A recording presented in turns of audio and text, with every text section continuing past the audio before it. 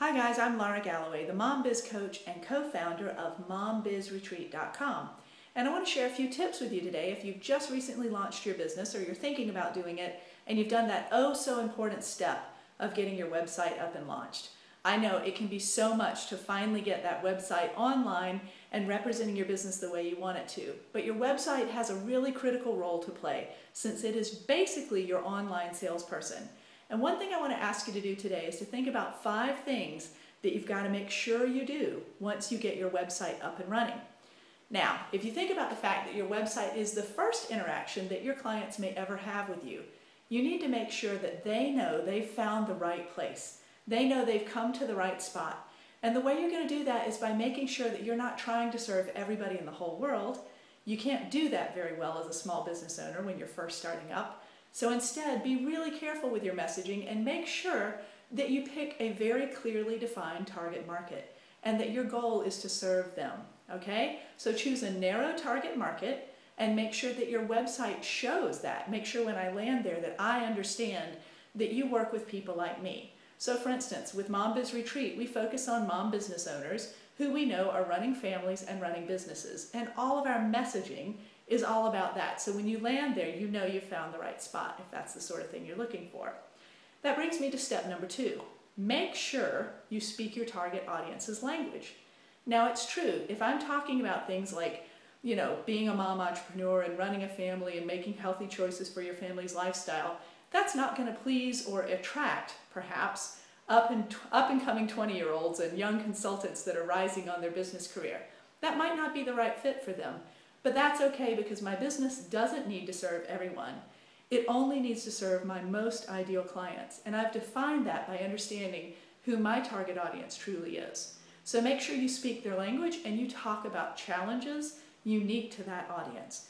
That is going to help build trust. And that's what your website needs to do for you when you're not there. You've got to build that trust because we want to bring in people who want to do business with us because they feel like we get them.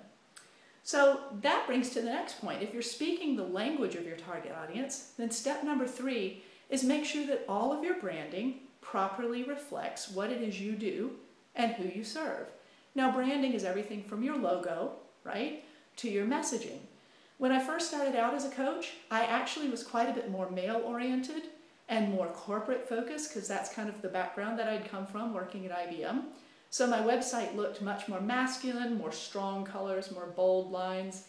And when I crossed over and became the Mom Biz Coach and started doing the retreats, I made sure that my packaging, my branding, my messaging really reflected that change and was a lot more focused on women and reflected that in the look and in the words and the messages I chose to share. 4th, you want to make sure your website gives the people who land there the chance to have a little taste of you, right? We call this a freebie or an opt-in. We want to make sure that somebody has a low risk or no risk opportunity to sample a little bit of what you do so they can try you out without having to talk to you, without having to be in that awkward thing of where they're not sure if you're the great fit or not.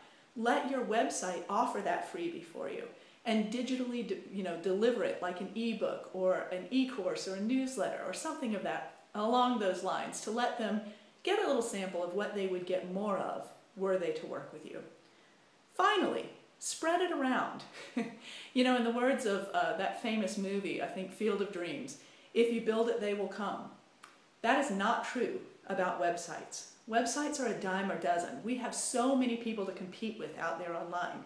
You want to make sure after you launch your website, once you get it up and running, that you spread it everywhere, that you let people know it's out there. You invite them in. So you do this by adding your email address to your email signature, adding your website address to your email signature, by spreading it across all of your social media handles, making sure that you add that on in your LinkedIn profile, your Twitter, your Facebook, YouTube, whatever you use, and making sure that you share it on your business cards and at networking events. Anywhere you go, you want to make sure if you're listed in a directory of some sort that you include that website address as well.